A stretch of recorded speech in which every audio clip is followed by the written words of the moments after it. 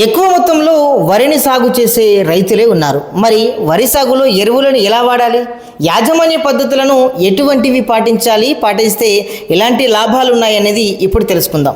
ఇంకా కూడా మన ఛానల్ని సబ్స్క్రైబ్ చేసుకోలేదు కదా మీరు, ఇప్పుడే చేసుకోండి, మరిన్ని అప్డేట్స్ పొందండి. ముఖ్యంగా వరిలో ఎరువుల యాజమాన్యం అనేది కీలకమని శాస్త్రవేత్తలు, అధికారులు మనందరికీ కూడా తెలిసిందే. సేంద్రియ ఎరువులు, పచ్చిరొట్టె ఎరువులు, రసాయన ఎరువులు కలిపి కూడా వాడాలి. పంటల్లో మోతాదును బట్టి ఎరువులను వేసుకోవాల్సిన ఆవశ్యకత ఉంది. రసాయన ఎరువులు అధికంగా వాడితే చీడపీడల ఉధృతి కూడా పెరుగుతుంది.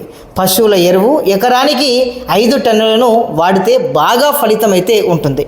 జనము, జీలుగ లాంటి పచ్చిరొట్టె ఎరువులు విత్తనాలను చల్లి పూత దశలో కలియదున్నాలి. అలాంటప్పుడు మంచిగా ఎరువు అనేది కూడా పంటకు అందుతుంది. గుళికల సమయంలో యూరియాని వాడాలి.